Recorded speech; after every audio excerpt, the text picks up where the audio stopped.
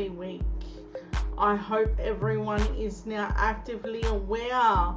We are a go. 21st of May. Get your electioneering on. I'm hoping this campaign will be a clean one, but we know how the LNP operates. That's not how it's going to be. This week we had already so much jam-packed in, and I really wasn't planning to be doing this because I didn't think Scott Morrison would do it today. But here we are.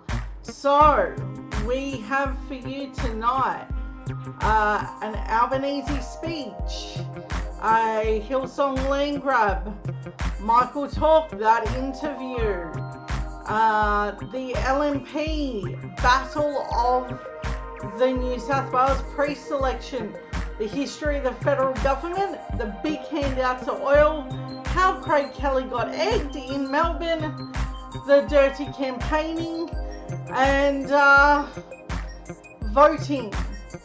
So strap yourself in for a good night and hope to God this thing goes well. Last couple of times have been interesting. Alrighty. I better find where that is. Okay. So, first up, I want to talk about the election has been called. And in saying that, what's that going to mean for the country? It means that there is a 6 weeks grueling campaign that's going to take place, and we're all going to be subjected to loads of misinformation and media hyped up on the idea that they get to skew this for the LNP. If you have Peter Costello running 9, you essentially have the Murdoch entity running most of the rhetoric on this in terms of print media as well as radio, as well as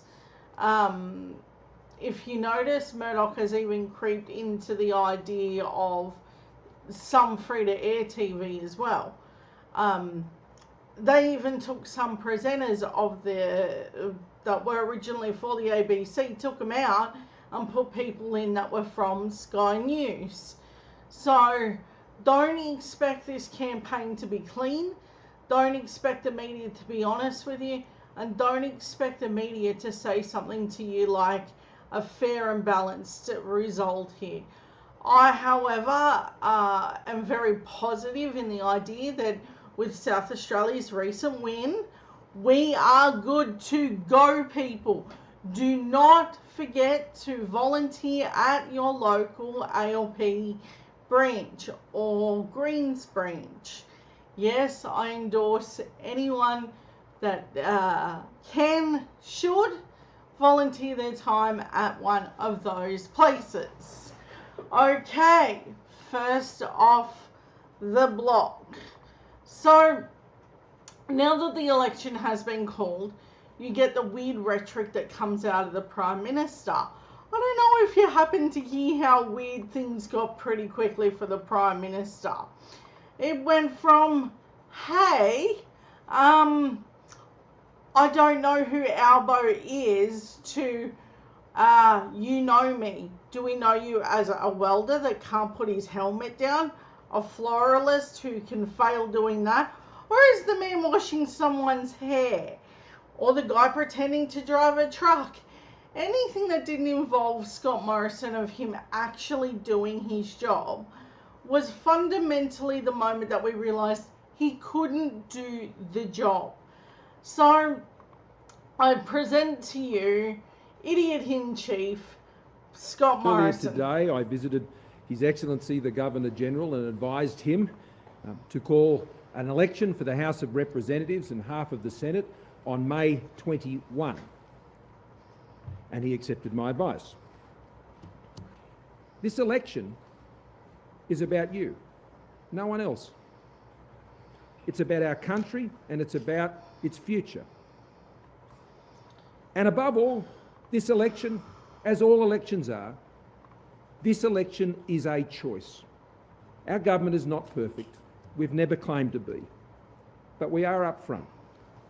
And you may see some flaws, but you can also see what we have achieved for Australia in incredibly difficult times.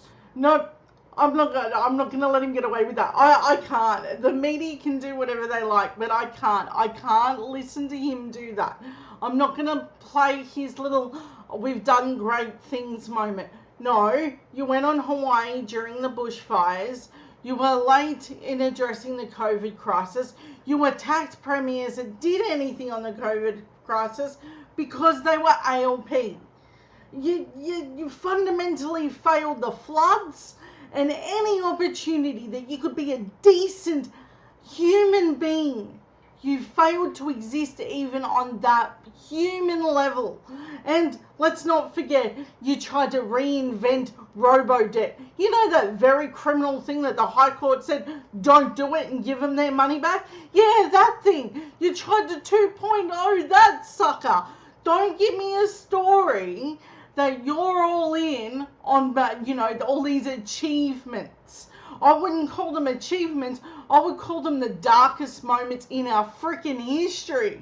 You could have been the PM that soared through like Jacinta Ardern or many other leaders that knew what they were doing.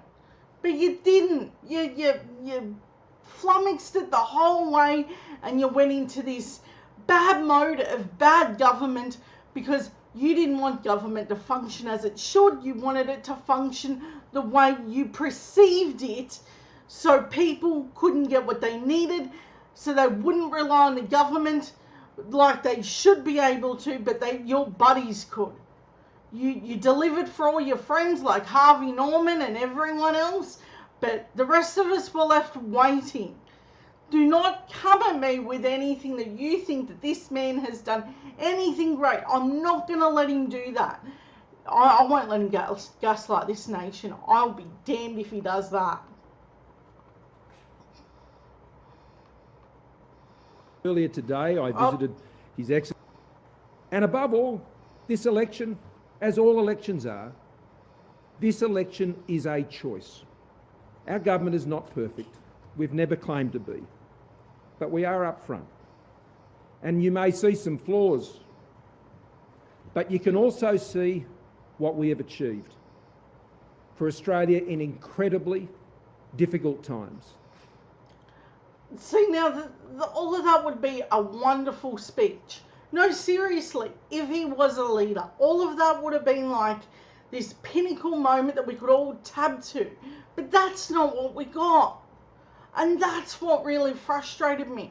Look, I don't care which side of the aisle you trot on. If you lived in South Australia, they relatively did well on COVID. And that had an LNP government.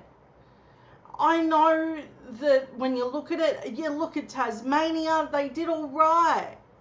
So it wasn't all doom and gloom. I do understand that Tasmania does have a raft of other issues through having the LNP as the government. But in the handling of COVID, I did not hear a hell of a lot.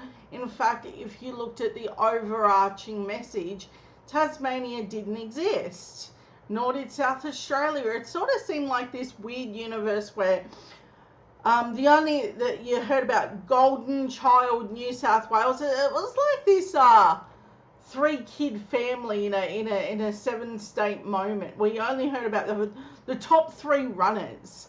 You had New South Wales that they talked about being this amazing golden standard, which it never was, and they were stealing vaccination from everywhere, and then they let the Ruby Princess in. They were just one cluster mess after another. Then you had Queensland, where you had the Prime Minister going, hey, you know, that Queensland exists, and not only does it exist, but I'm willing to take you down and rip away any healthcare and funding for that, which he did.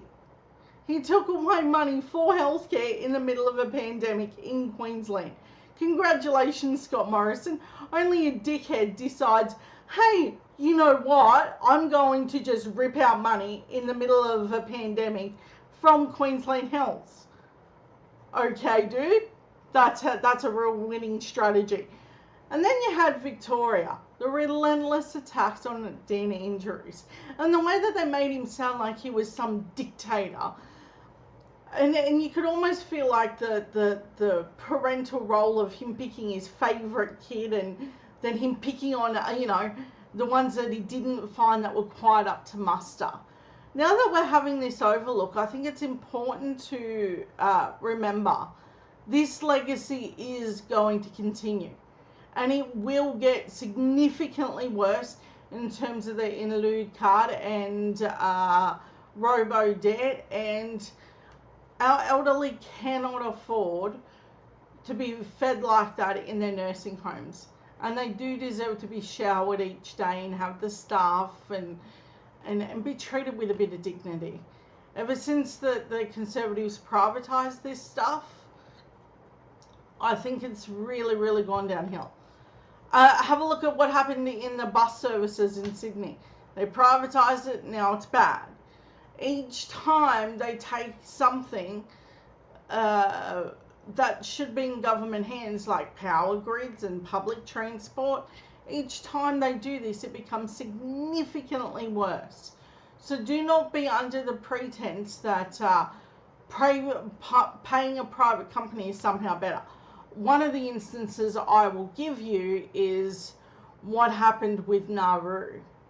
There was a lot of rorting, a lot of money, and there was just a shed, just a normal everyday shed used as a shell front for what happened and how the refugees were handled.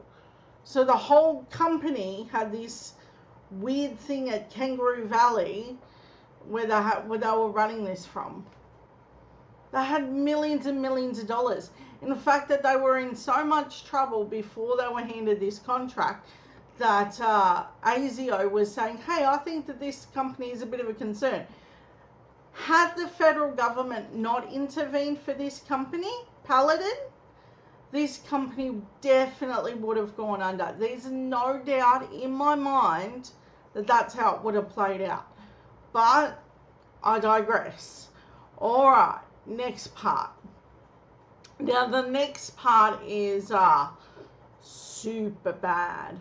I don't know if you've seen this, but this is definitely going to be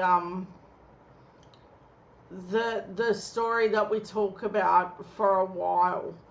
I think that the Hillsong story, it might be put to the back burner for a sec. Purely because they don't think with the election I think that that's part of why he called the election, was because these stories about Brian Houston are becoming on overdrive, and Scott Morrison. Remember, his own party finds him deplorable. They are calling him psychotic and everything else. So do not think for a second that this isn't designed as a look over here tactic, because I'm telling you, what happens with Hillsong in the next few weeks is going to be interesting. So while we're focused in on the campaigning, I really, really want to stress, do not take your eyes off what happens here. Okay, former Hillsong pastors say that they were threatened by Brian Houston to hand over their church assets. Now, in saying this, this is all allegedly. Now, if we say it any other way, that does leave us open to some liability. Two former European pastors have accused Hillsong co-founder Brian Houston and the church's general manager of sending threatening emails during a dispute over their transfer of church cash and assets to Hillsong Australia. The Kazevich family led the congregations of Hillsong in Kiev and Hillsong in Moscow for 2 decades. They have spoken at 7:30 for the first time about their circumstances behind their sudden departure of the megachurch. It comes as the Pentecostal juggernaut faces one of its worst crises since the early 1980s. Last month, Hillsong Sydney-based global pastor Brian Houston resigned after the church revealed it received complaints from 2 women about his behavior. Now keep in mind, this story is just developing. Like, we thought that we had the overarching story of Brian Houston, and the fact that he covered up for his dad, and the fact that there were a lot of complaints made, and a lot of fundamental flaws in what was happening here. But I really, really cannot stress, this is going to get worse. I think that this will be the one to watch, because I think Brian Houston is going to be forced to resign. Okay, not only that, I think that his friendship with Scott Morrison is going to hold out a really big problem. Since then, Hillsong branches in the US have broken away from the church. Now, former lead pastors of the Kiev and Moscow churches said that they too attempted to break away from the church in 2014. So keep in mind, they've had these stories on the go for so long, and they've sort of played a little bit of sweep it under the rug, if you will, because they're not willing to discuss the overwhelming nature of what happened with trying to get Brian Houston to the White House and other events. And even Trump was like, hey, we can't have this guy rock up here. I would say that that was one of his advisors, to be fair. But I digress. It's really, really important to understand that they've known about this for a significant amount of time, and we're only hearing about some of the details now. They ultimately choose to hand over their churches and assets after Brian Houston threatened to open a rival Hillsong church. So the moment they were like, hey, no, we don't want to affiliate with you anymore. So Brian Houston goes, okay, here's what we're going to do. We're just going to build another one, and we're going to threaten you with it. So this is very atypical of how these mega churches work. And you have to think, they've gotten a lot of money in doing stuff like this. They don't pay taxes. They're not accountable to anyone. And they've sort of had this, if it wasn't for the Royal Commission, I don't think we would know half of their misdeeds here. I think that it's going to be a major problem for them. Documents signed by Hillsong Australia General Manager George show that Hillsong Church requested the Cavendish make a voluntary donation of the proceeds of the sale of the property, as well as hand over US $230,000 in cash. I was in an impossible situation, Mrs. Cavendish said. No matter what decision you make, you lose. That is the point. The point wasn't how they were going to come out of this. It was how was the church, and how would it look for the church. And that's how they largely operate in this standover tactic. At that time, the Cavendishes were planning to immigrate to the United States on the process of applying for US residency. Hillsong agreed to assist them in dealing with the US immigration. In one email obtained by 7:30, that he can make things difficult for them with the American authorities.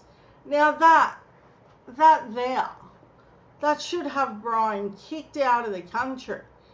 You have to remember, these people are Brian Houston. They're Australian. You got to think, people like this, they don't end where this stops.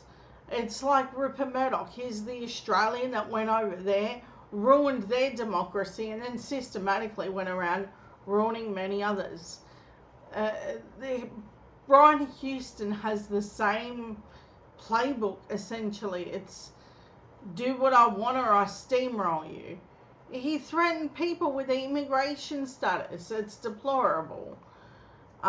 Remember, Ziena, if you want to make things difficult, I can make things very difficult for you with the American authorities. And then they were jerky enough to go, no, kind regards. Dude, I wouldn't want to be that. Who ends out with a, I'm going to threaten you? And oh, by the way, kind regards. These people are so. In another email, Brian Houston warns that Vera and Zinena, I swear I'm butchering their names, Kavanich, have a lot to fear, and that the general manager has a lot of useful information for the US Embassy about the former Hillsong Kiev pastors. Basically, Brian Houston said that the church is mine and I'll make it your life small. I will squash it. Brian Houston told 7:30 in an email with the Cavages the account of the takeover of Hillsong in Kiev and Moscow was a complete fantasy, and that he made no threats regarding the embassy. Just like he didn't cover up all those issues with his dad, and he didn't have other issues pertaining to other complaints. That's part of my issue here, is whenever they're called out for it, they're always like, no, they're just making it up.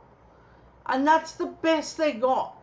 This woman presents credible emails to a news source, and then the best results they've got is, I don't know, they're just making it up, I suppose, because they think what should get them over the line is, I'm a big guy, I run a big church, see the bells and whistles I have, now you should believe me. And weirdly, the media just goes, can't tell the difference, toe the line. And it's kind of weird, like, when you think about it on that level. The Cavengers said that they were finally free to speak out about their ordeal because the US residency had been secured and no longer felt intimidated by the Hillsong Australian leaders. See, now, that's embarrassing to be like, hey, dude, not only is, like, are we linked to, like, the horrible man Rupert Murdoch, but now we've got this Brian Houston running around doing terrible things and threatening people. I just like a good representation, not some weird Gina Reinhardt, Forrest Twiggy, weird sender, or Clive Palmer. Can't we send someone decent? Oh my gosh, it shouldn't be this difficult. We are quite 8 full years, and now we are safe, they said. He said he'd aimed to take over the church in Sydney head office, was to get the asset Hillsong Ukraine into their own hands. See, I think that they've been accused of this for a long time. And I think that there's definitely credible reasoning behind it. But here's where it gets a little bit tricky. Then the media turns it into, yeah, we've seen credible emails, and yes, we may have actual evidence here, but Brian said it didn't happen. So guess which way they're going to present it? That's my issue with this whole saga. It reeks of, I haven't seen any other news other than ABC really touch it too. This should have been like front page news through the week. But no, we get Scott Morrison's weird photo ops, Jerry Harvey's big, cash splashes on trying to buy out ads as front page fodder, and it becomes this really grotesque moment of attacking ALP people. It's gross. Okay, next I want to talk about something fun. I don't know if you've seen it. Oh, sorry. But I think I shared it to group. I don't know how many of you got to this. I know that things move fairly quickly. But when this happened, I thought, oh my God, it really happened. Oh, there we go. I need to show you this footage, not just because it's funny, but because I think it speaks to how I would like to do more than have eggs. So, what's his name? Craig was egged. The Craig Kelly, great grifter of United Australia Party, you know, the former Liberal who turned conspiracy theorist, then major grifter for United Australia Party. Fun fact, Clive Palmer also used to be part of the LNP. Okay, watch this. Stop hanging out with Nazis. Stop hanging out with Nazis. You're anti-Semite. You're an anti-Semite. You're a Nazi lover. What do you think fucking Dan Andrews is? You're a Nazi lover, Craig. Yeah, I need to stop there for a second. What do you think Dan Andrews is? What a kind of shit take is that? What is Dan Andrews? I'll tell you what Dan Andrews is. Dan Andrews is a premier who nailed it. Who did exactly what he was supposed to do. Why go after Dan Andrews? Because Craig Kelly feels like in that moment that his manhood is now attacked with an egg. Ridiculous. You're fucking our democracy. You're a Nazi lover, Craig. You're a Nazi lover, Craig. Hey, stop hanging out with Nazis. You're an anti-Semite. You're an anti-Semite. You're a Nazi lover. Your security team are Nazis. You're a Nazi-loving piece of shit, Craig. Alright, let's go. And that shows you exactly why Craig Kelly never should have had a platform. Dude, he ran around and was like doing the crazy COVID stuff. Now I know if I say the words, they're going to be like, we're just going to take that off the air. But essentially, he sympathized with people. He really was sympathizing with the hard right that were doing really terrible things. It was a bit of a surprise that people still carry eggs around. I mean, think about it. That's quite creative to carry around eggs and go up behind him and egg him. He's that stupid, though. He wouldn't think about people that would dislike him for what he's doing.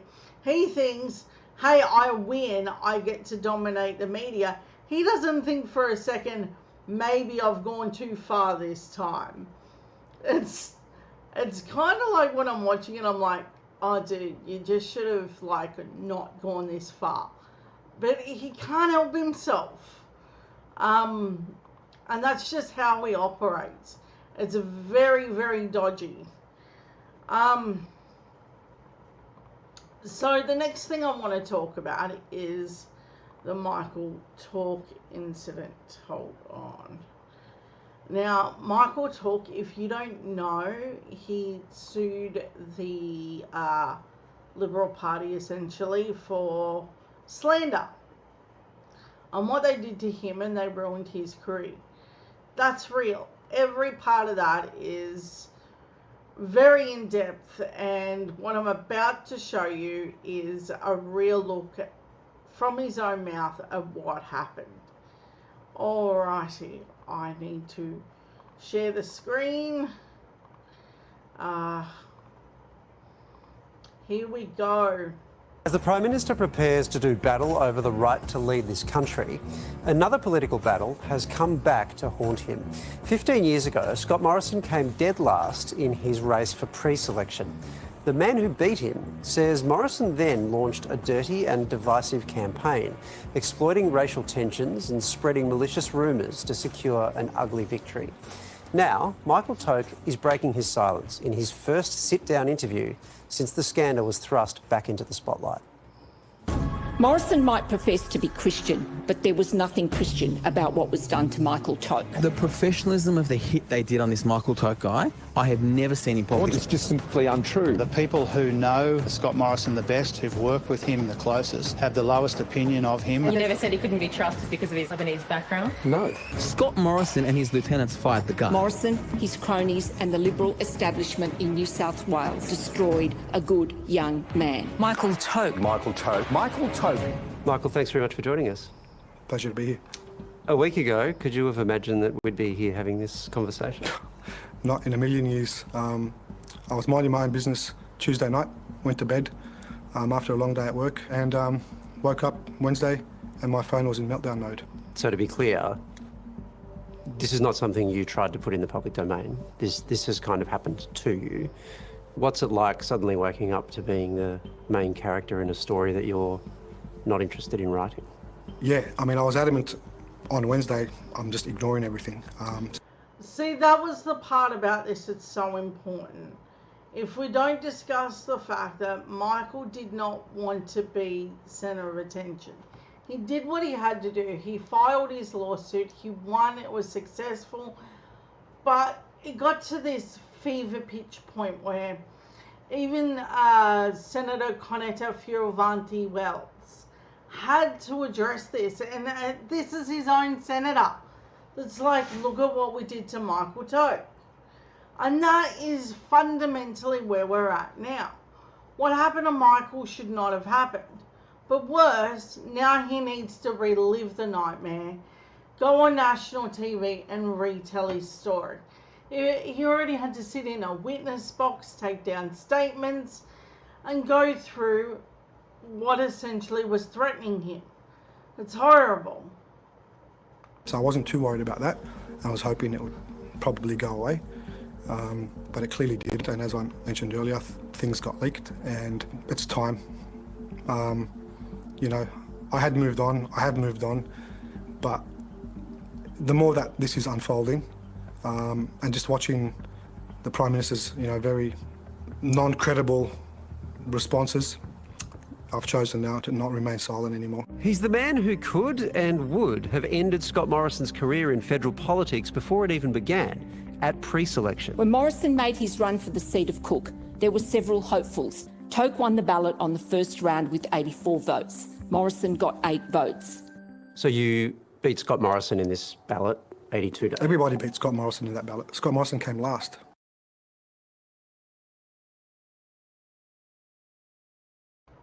That I need to touch on. Scott Morrison was last.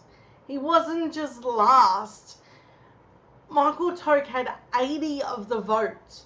Scott Morrison had 8. He was the very last candidate. Everyone beat Scott Morrison in this ballot. Every single body. I keep looking back because there may be a puppy that walks by, and I'm a little bit concerned that one of them is, yeah, gonna jump up here on me or something, because sometimes they do that. I just need to be honest about what I'm doing. Yeah, Michael's story is so fascinating because it sort of gives you this overview of how the LNP operated, but not just operated, but how Scott Morrison's role in this party fundamentally just took over everything. But then there's a story that I'm going to lean into after this that's really going to seal the deal in what that has to do with what he's doing now. And it's not even close. You've won by a long margin. How are you feeling that night? The overwhelming feeling was like euphoria. You had a passion for policy and you know, for the greater good. And it wasn't lost on me that I would have been the first Australian of Lebanese heritage to be a federal member of parliament from the Liberal Party side. And, you know, that's a bit of history there, which they stole from me. Toke's political career ended with that pre-selection battle, brought undone by what he says was a vicious campaign waged against him. How nasty did it get? I think we're unique because now, as you can see, we are in a studio atmosphere. We're not in a remote atmosphere anymore. But then how do... I mean, a lot of the stuff's on the public record. It's pretty nasty. I mean, waking up to articles on the front page of papers that just were completely based on fabricated, you know, material material. I won't even call it evidence. That was shocking. I mean, stunning. I was numb. I can understand you wouldn't want to repeat allegations against you, but given that, you know, you had a defamation payout, I think the audience can probably understand how to treat those allegations. Do you want to explain to us some of the things that were being said about you? Well, it's funny, there were two sets of allegations. There were the ones I was put through privately. Privately, the Liberal Party was accusing me of owning and operating a number of brothels. Yeah, now listen to some of the claims that he makes. This is super important. I want to go back a little. Listen to some of the things that they made up. That's super interesting. Being said about you? Well, it's funny, there were two sets of allegations. There were the ones I was put through privately. Privately, the Liberal Party was accusing me of owning and operating a number of brothels, being involved in a criminal syndicate, being involved in the Cronulla riots, being involved with the Bulldogs, you know, rugby league army. Within that group, involved in a number of physical altercations. And then the ones they published publicly breached the Liberal Party rules in signing members up, false. I'd exaggerated or made up my academic qualifications, exaggerated my military record, exaggerated my business record, the dodgy lab angle, and they ran with it. So just in that, you said you didn't sign anyone up to be members to vote. What are the other... Now, take a look at, this is also a sign what I think Scott Morrison actually did. Whenever he accuses someone of something, be very acutely aware that there is a good chance he's honestly done it. Now listen to how they think he did it. Because you have to remember, Alan Jones stoked the fire for the Cronulla riots. Alan Jones essentially made the Cronulla riots what they turned into. So that there is why we are where we're at.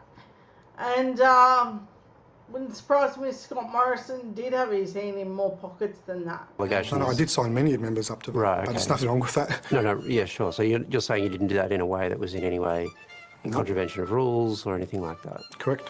Because one of the responses against you, and this comes from people like Bruce Baird, but also just other people in the contest, was that you were branch stacking. He dumped some 450 members into one branch not that long before the pre-selection. Whether it's Labor or Liberal, that's called outright stacking. Are you saying that didn't happen in this case? I absolutely signed people up to vote for me, but that's not branch stacking, right?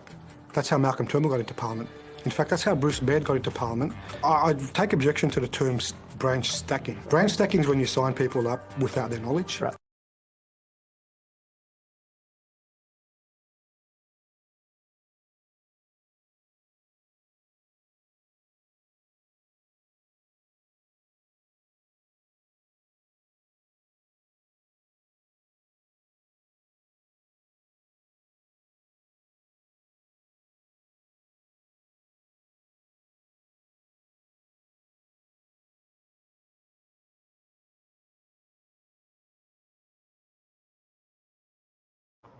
You could have told me, someone could have told me that I was muted. What should have happened here is the receipts. They never ever bring the receipts to the claim. What ends up happening here is the LNP will make a ridiculous claim and they never ever show goods for what the claim is. For instance, this branch stacking one, they used a legitimate way that Malcolm Turnbull was elected, and Bruce Baird, which I'm not a huge fan of. I'm not a huge fan of any of them, but they use legitimate ways of doing it, and then they make it sound like, like a Mr. Burns evilness way of doing it. Because really, you have to question, if they were accusing Michael of this, what were they really doing? That I need to know. I want to know that. Branch stacking is when you go on to the Rookwood Cemetery and you see, who's in the grave and if there's a literal roll and sign them up, and this stuff's happened in the past. How exact is that? Stacking is when you go into Rookwood Cemetery. I would say he knows something to give an exact cemetery, I don't know. I think that they know more than what they let on, and they have dobbed themselves in, they can't help but say, Oh, no. I know how it's done. Oh, that's dodgy. Past. Yep. That's brain stacking. And the other point Bruce made, which was factually incorrect and skews the narrative, to count towards a pre-selection, members need to be put into a branch at least 12 months before the pre-selection to earn what's called a voting right. You can't sign up the day before and then turn up.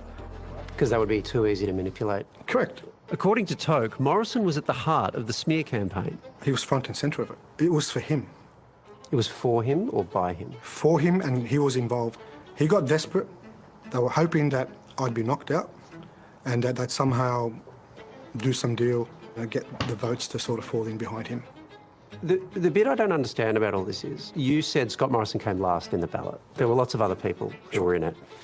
Why then would Scott Morrison be the one that tries to bring you down? Because even if he brings you down, he's still got a whole field that he would have to get past, and if it goes anything like the first pre-selection did, he's not going to win it anyway. That's a great question because, my answer to that is, look who turned up to the second pre-selection, Waleed. People that beat him handsomely. Paul Fletcher, David Common, current New South Wales Attorney General, Mark Beekman, didn't even bother showing up to the second pre-selection. They knew this was for Morrison. So why would they give up? Like, if they already had the numbers, they could have won another pre-selection battle. Why would they pull out? But they didn't have the numbers if my voting bloc went in behind Morrison. Why would your voting bloc go in behind Morrison? You really want to answer that? Well, I'm asking the question. Well, that figuratively put a political gun to my head. Whoa. Before that goes on, yeah, they didn't just threaten him. This was like a mob style thing. This was amazing. Listen to this. Going behind Morrison. You really want to know the answer to that? Well, I'm asking the question. Well, that figuratively put a political gun to my head and basically told me they were going to ruin me. I would never be employable ever again if I didn't withdraw from the pre-selection and throw my votes in behind Morrison. Now, keep in mind, he had 80 votes. So his voting bloc, bam, puts Morrison in the seat. And then they say, no, you'll never work in this town again. These are meant to be so-called Christian people that are happy and helpful and all this kind of stuff. I love the language they use. Oh, yeah? You think you're going to get away with it? You'll never work in this town again kind of thing. Are you nuts? And then that's essentially what happened to his career anyway. They've ruined him anyway. It would not have helped him to do what Morrison wanted. It essentially cost him everything anyway. If I was him, I just would have stuck it out. Because win, lose or draw, at least he would have had that moment of, okay, what do you got? You know? And we wouldn't be left with the idiot now. That's my take on it. Hindsight, 2020. And is that what you did? That's what I did.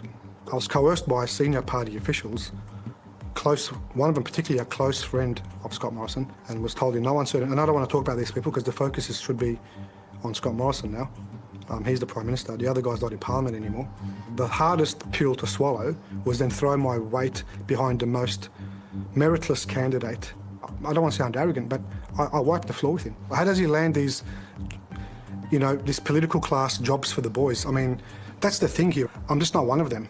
He's a highly connected, well-connected individual. And your confidence that Scott Morrison himself was involved in this comes from what exactly? Multiple conversations with people, journalists, and to get back to the racial vilification point, which we haven't touched on, that whole episode, I mean, he was pretty desperate.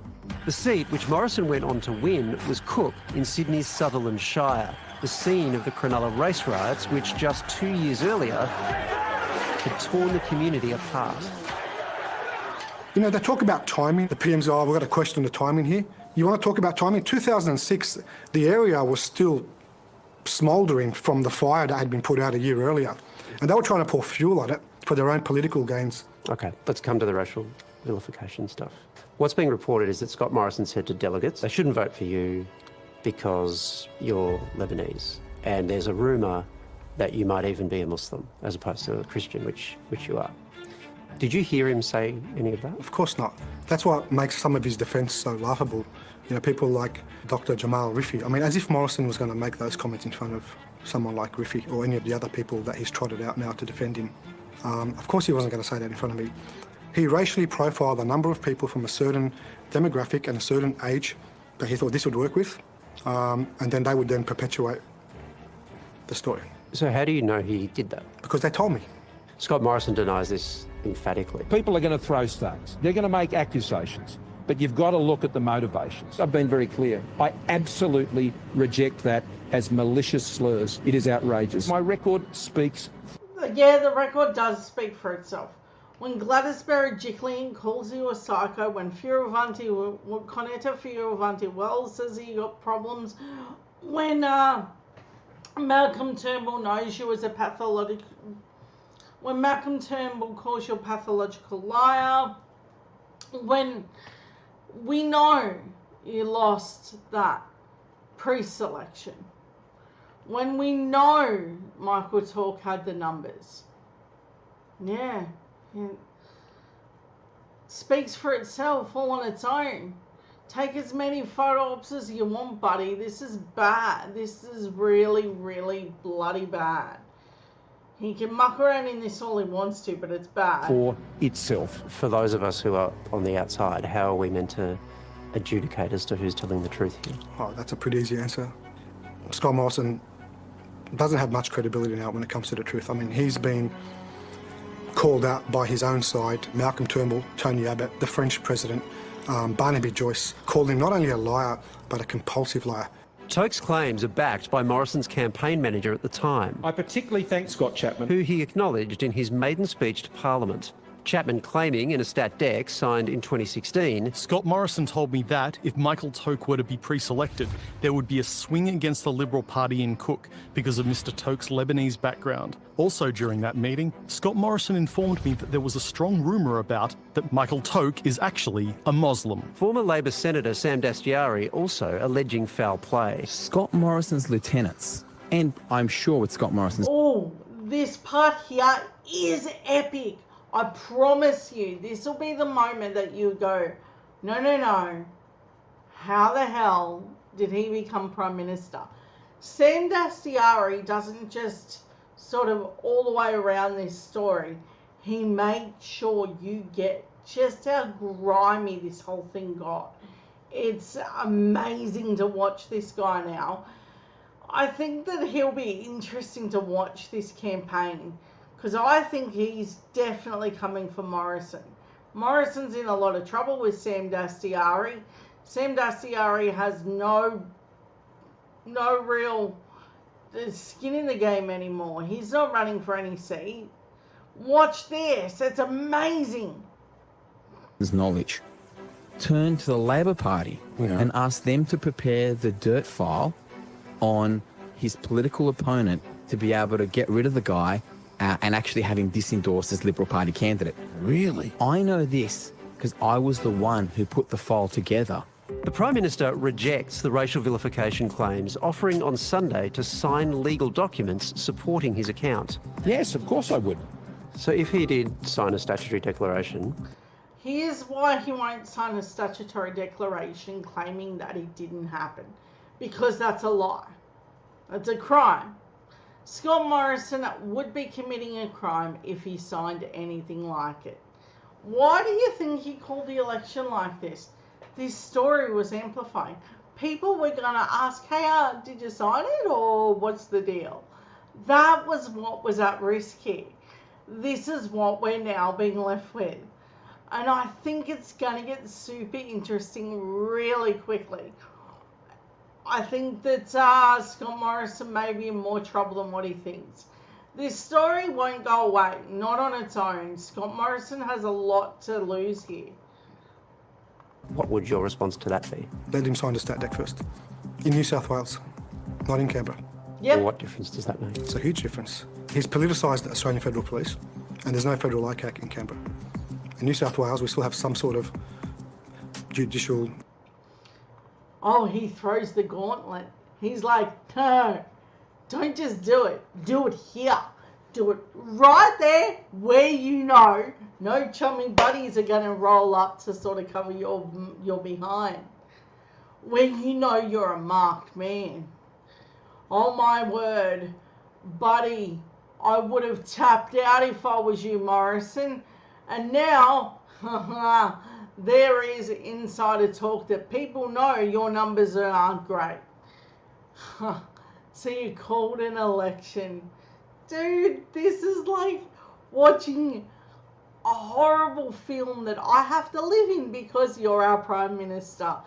But funny, all in the same moment. And yet, it's like a roller coaster of emotions. Trying to root for a guy that was part of the Liberal Party and say to him, hey, yeah, buddy, you should really do something about this. You should really be heard. It was a little bit like when Julia Bishop and Julia Banks all come out with their stories. I was a little bit like, yeah, you go, girl. You know, there was a huge part of me that just wanted something better. It sounds crazy that this is where we're at, but this is where we're at with these people. They're grifters. Fair ICAC. There's greater scrutiny, is the point that you're making. There's greater accountability where he can't hide behind the AFP. Okay, yeah. He offered to do this to get a headline grab to try and neutralise what was out there, and then he unceremoniously and quite embarrassingly backflipped on that. Well, that's the only reason you would be required to do one. But there's no court proceedings on any of those matters.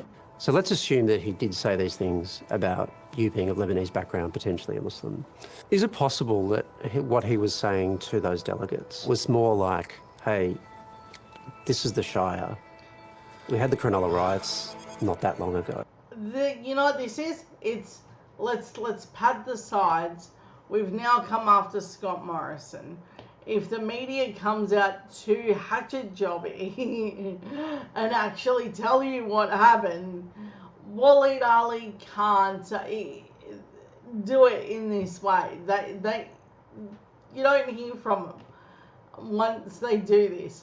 So Waleed's kind of like, I know what to do now. I need to pad the edges around for Scott Morrison, make it not look so stabby.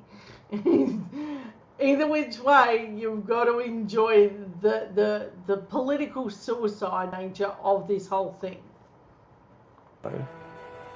Putting up a Lebanese candidate would just politically not be a good idea. That's really all he was trying to say. Well, if that is the case, then he should put that case forward. But from what I've been told, he was pretty explicit that you can't have this particular Lebanese. So, but let's come back to those statements. What do you think he meant by them? I mean, it's hard to tell, or definitively. But unless he comes clean and tries to qualify what he said, and maybe I'm biased in my interpretation, but it's not really much subjectivity in how you would read those statements. You can't vote for this guy because he's Lebanese, and by the way, he's been investigated for X, Y, and Z. You clearly have a firm view about Scott Morrison as a person, but also the way he engages with and thinks about issues of race, based on your experience in that pre-selection. That was 15 years ago. Is it possible that he would have changed quite substantially on those issues in the meantime? Well, you know, at the time, he was desperate and it suited him to play the race card. I guess when you get into Parliament and become the Prime Minister, you're not an operative anymore. You've got the seat you want. You may not have to sort of lower yourself down to those tactics. And I'd like to think, I'm not saying he's a racist.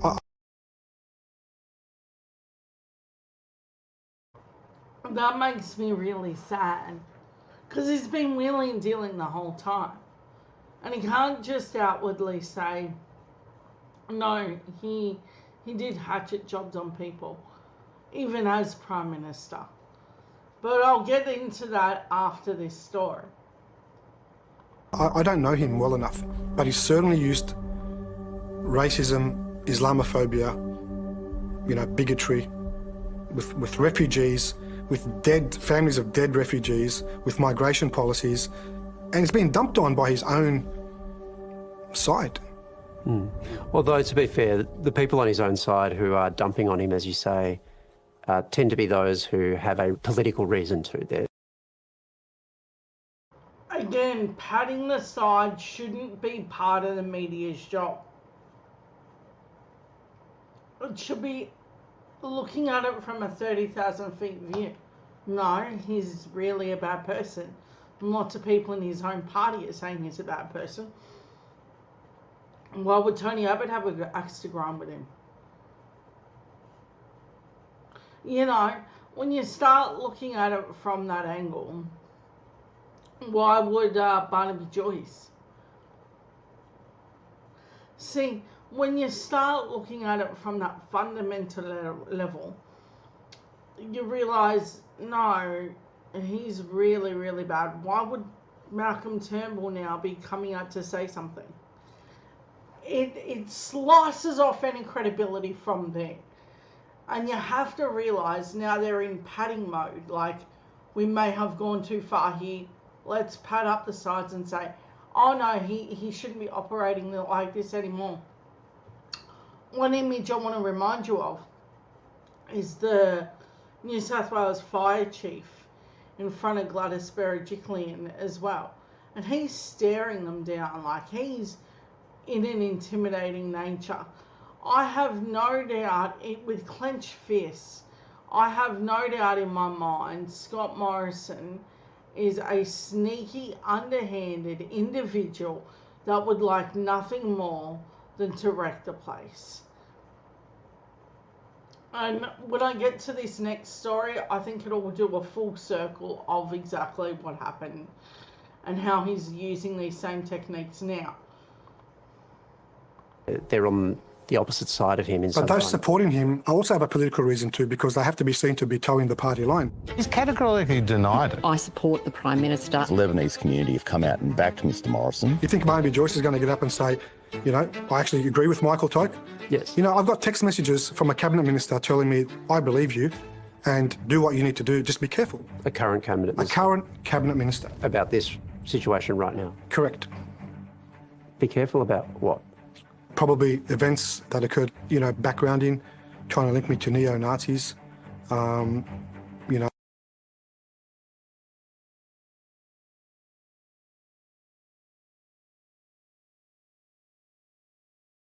Don't slide over that.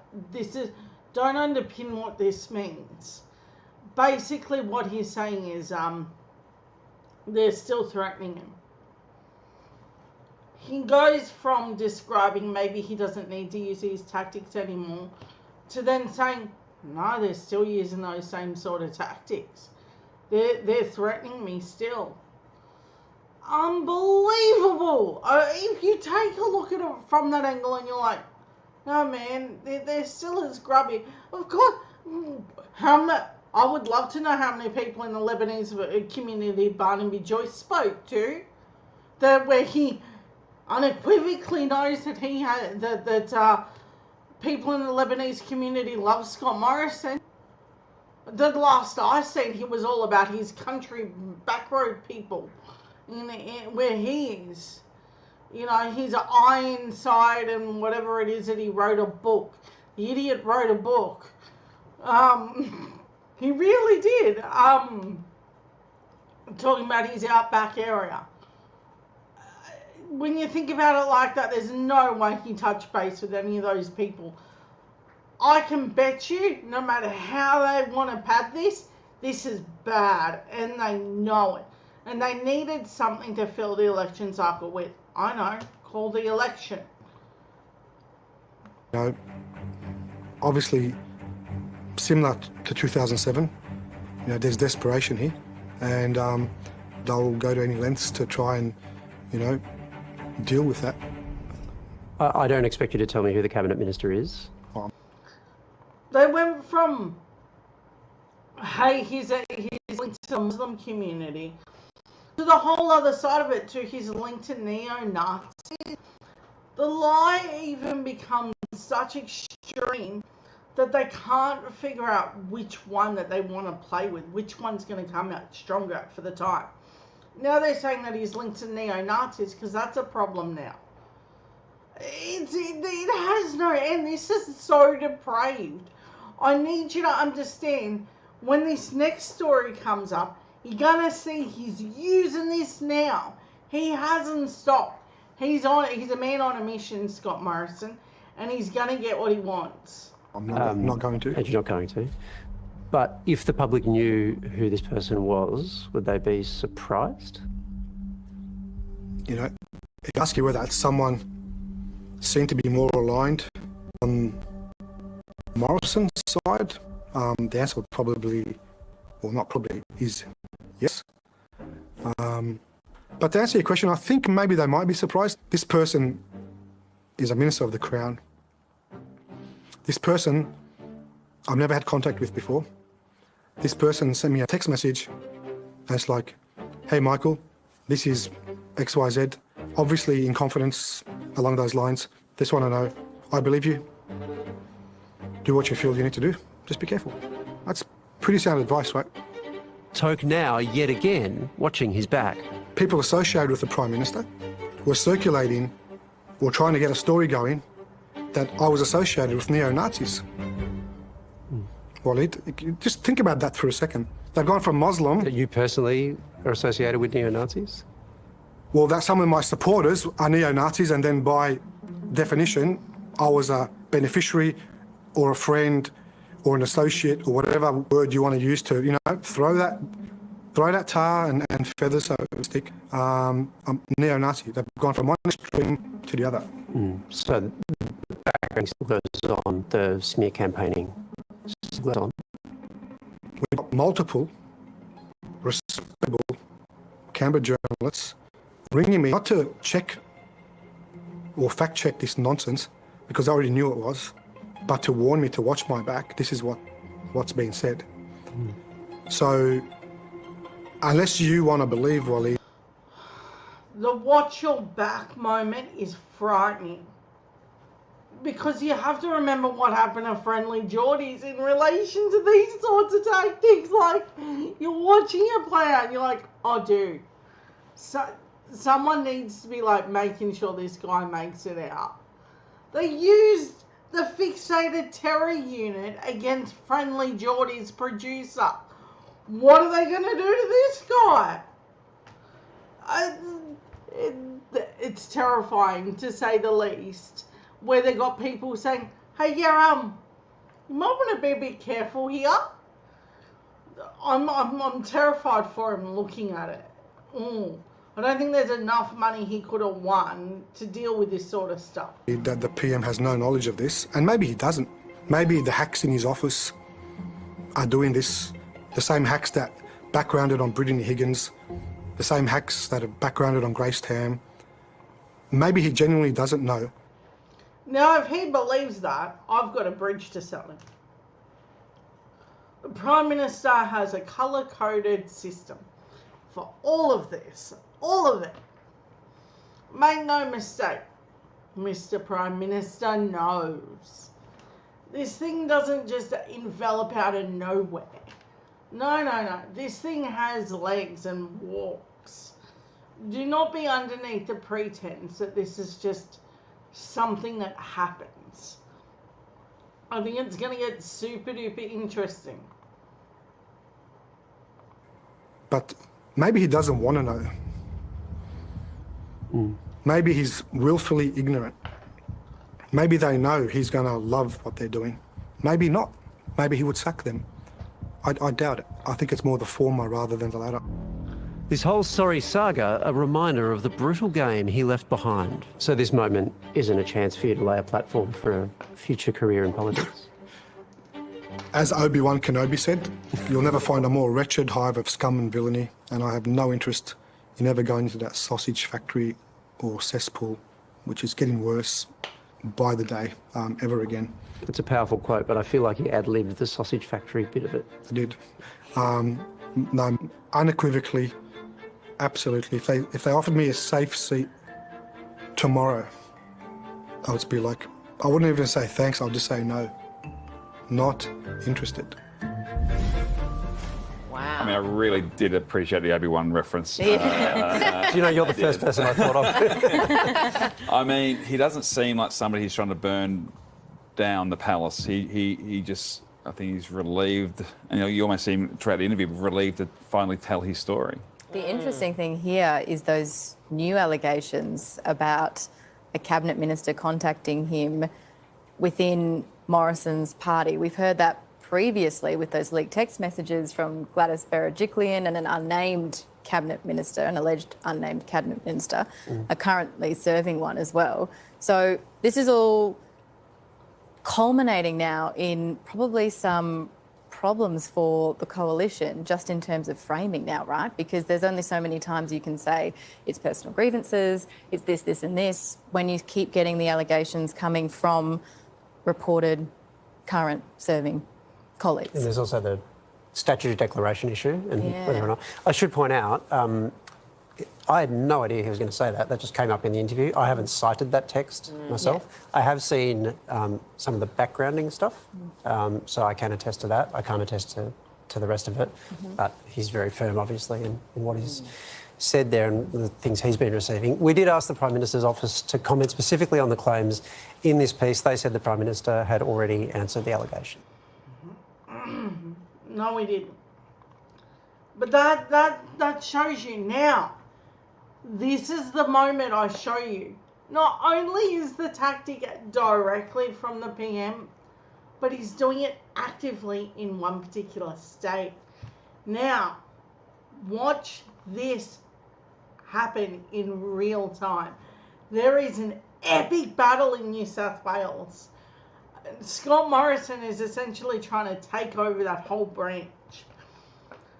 Think of it like this. There's normally a system like what Michael TOWKE was in, where they democratically elect the next person. This is actually thanks to Tony Abbott. He enacted this thing where they vote for the people that sit in that particular seat. Scott Morrison has played fiddlesticks with it ever since. And it's interesting to watch exactly what's happening in New South Wales.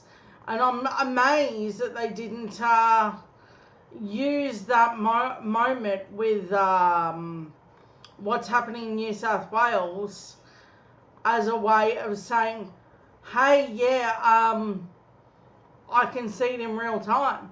Now, this is what I mean by full circle. If you're not caught up on just how grubby this whole thing is going to be, keep in mind that 6 weeks is a long time in politics.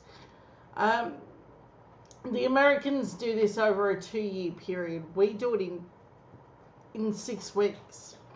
And our memories seem to be a lot shorter than the Americans somehow. And it seems to be like this 6-week period is going to be a lot of look over there and don't look at what we've done in the past.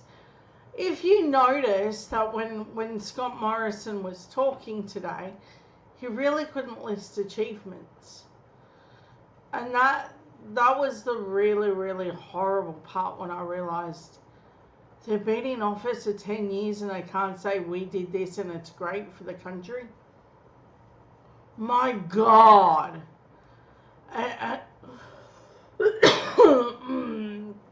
With all the spin and bluster and people that they can hire to do this, they couldn't go, we fixed the Murray-Darling system.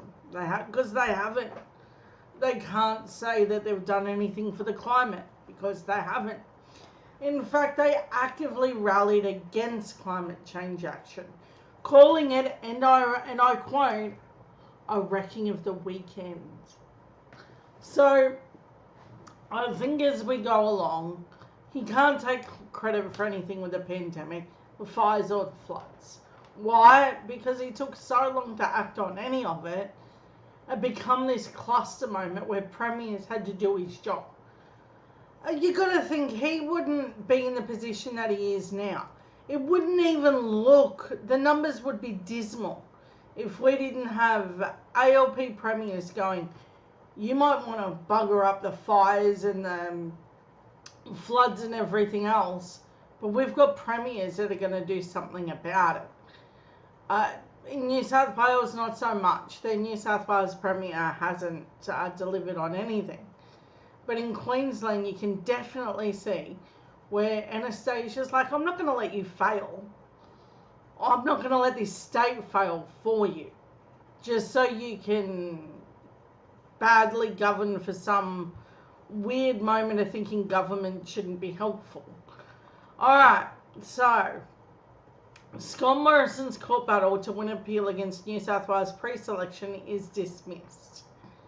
Scott Morrison had his significant victory in a long-running internal stoush over New South Wales pre-selections after a court challenge against the legitimacy of the hand-picked candidates were dismissed. Yeah, that's right. Instead of democratically electing these people like you're supposed to, Scott Morrison has taken his little amazing gift of just stealing seats and just putting whoever he wants in there. Sound familiar, Michael? See, that's why I'm pissed at the project. They could have done a full circle on this. This had wheels. It had legs. It could have ran itself. It wouldn't have even taken much. But they're lazy and they didn't want to do the hard work of talking about a real-time incident. I'm never ever shocked that they bungle something this basic. And even when they were talking factually about what Scott Morrison did you notice the walk back of, well, maybe you looked at it wrong. No, it is exactly how it frickin' looks, you idiots. Okay. The New South Wales Court of Appeal on Tuesday dismissed a claim that pre-selections of 12 Liberal candidates are the Prime Minister and New South Wales Premier Dominic Perrott and former President of the Liberal Party Christine McDivitt were invalid. The judgment, which comes months after factional infighting. Now this story will not go away. There is 6 weeks of Scott Morrison taking weird photos, kissing babies and being just all round creepy. But this thing has legs. And this is why Conetta Fioravanti-Wells, the senator, this is why she's pissed at him. Because this essentially pushes her out of the party. That's exactly what happened. They took it from her. See, it's not even difficult to figure out what he did. They briefly touched on why Senator Conetta Fioravanti-Wells was upset. They didn't really get into the heart of, hey, what'd you do, buddy? You know, that would be journalism. What was I thinking? Okay.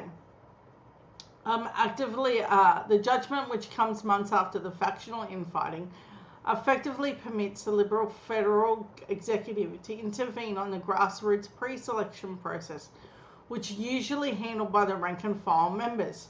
Now, what that means is they usually vote for them. If you didn't know that, I'm here to tell you that that's how it is done. The case centered on a decision made late last month.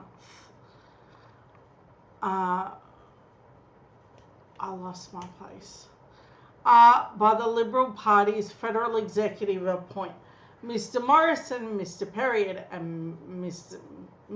McDivitt. Pick candidates. Initially, the 3-person committee endorsed only sitting MPs Susan Ley, Alex Hawke, Trent Zimmerman, and the seat of Farmer, Mitchell, and North Sydney, retrospectively. However, on Saturday, 9 other candidates were pre-selected hours before the committee term was due to expire. New South Wales State Executive members Matthew Camaluzzi took the Prime Minister and 2 other committee members to court last week, arguing the federal executive had no standing under its constitution to make selections without state endorsement. Yes, that's right, Liberal on Liberal court action. you have to understand that he is actively running against his own people to put his own special cabinet in. This is grubby. This has no business in a democracy at all. I don't know what he was thinking. And it's weird when I have to go to Tony Abbott and go, hey, props, dude, you actually tried to fix something in this party. Not the women issue. No, that would have taken real effort. For Tony Abbott, he thinks that when the carbon tax was taken away, carbon emissions pricing scheme, he thinks that women would enjoy that because they do all the ironing. Real quote, look it up, it's weird. He got real weird real quick. Okay, state executive member Matthew, under its constitution, makes elections without state endorsements. On Monday, judges John Baston, Mark Lemming and Anthony Payne ruled the court had no jurisdiction to make the decisions relating to the constitution of political parties, the public interest, the operation of major political parties does not justify judicial intervention into the internal party disputes. Generally, the judges wrote in their judgment. The judges did, however, say that the federal executive had broad powers to intervene in the state division. In other words, you can do it, but you probably shouldn't. And it's weird that they had 3 judges. Just gonna say it.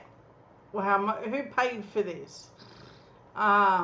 Say the taxpayer paid for everyone's little legal bills for them to have this little shit fight with each other.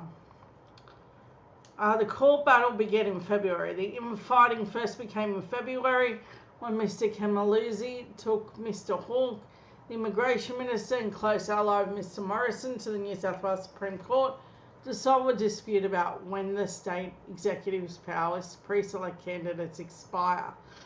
The court ruled Mr. Kemaluzi's favour, giving the state executive to extend its term, effectively blocking the PM's proposed takeover of the endorsements.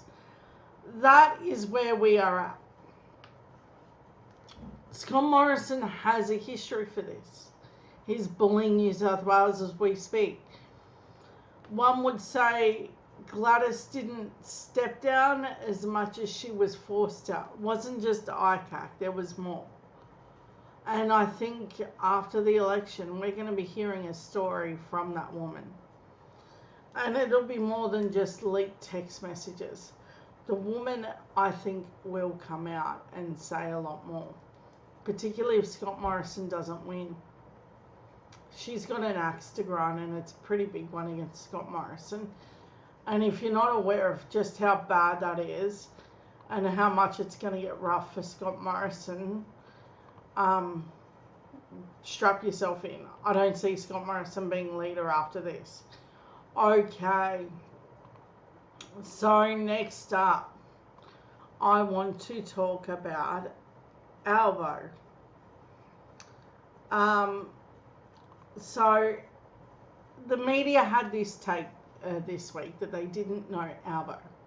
And Scott Morrison essentially used it in his prop speech to call the election that they didn't know him. Really? You didn't know, you don't know an opposition leader that's been leader for this long? You didn't know the Deputy Prime Minister for many years? Really? You didn't know that he ran the economy at one point? A little weird, don't you think?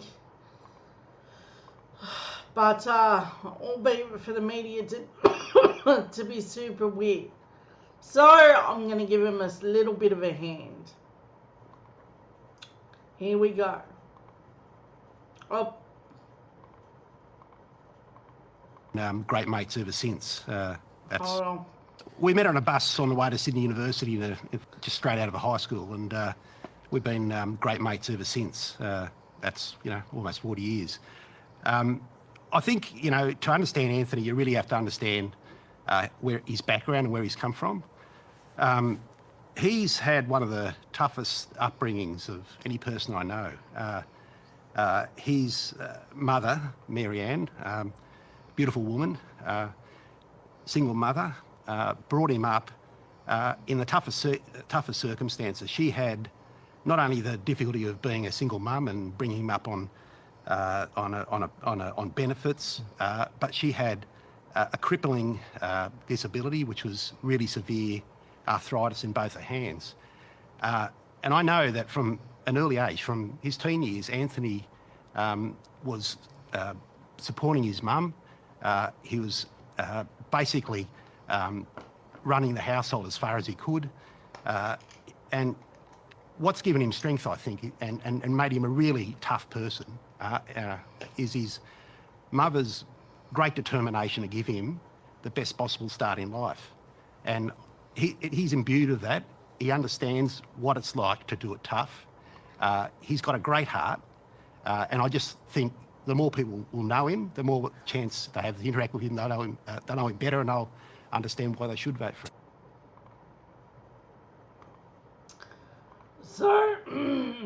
So they want to go around and say that they don't know him.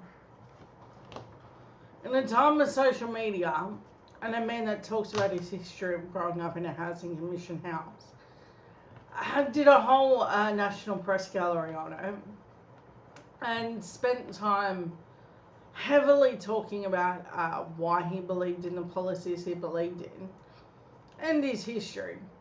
You would have to think a media is, I don't know, a little bit lazy. I mean, thinking about it like this, all they had to do was go, we know him, we've seen him, you know, as opposition leader, we've seen him as when he was treasurer, or, you know, when he's done things before. They just don't think about it. They don't want to. That would take real work.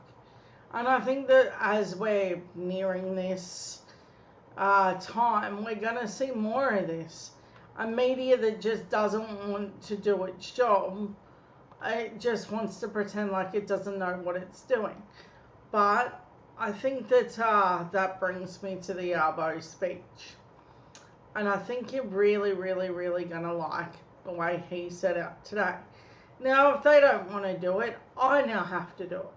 So I'm more than happy to present Mr. Anthony Albanese as our next Prime Minister. And here we go. This election will determine whether we can come together to build a better future. We can seize that opportunity, but you have to vote for it. And that is what this election is about, building a better future.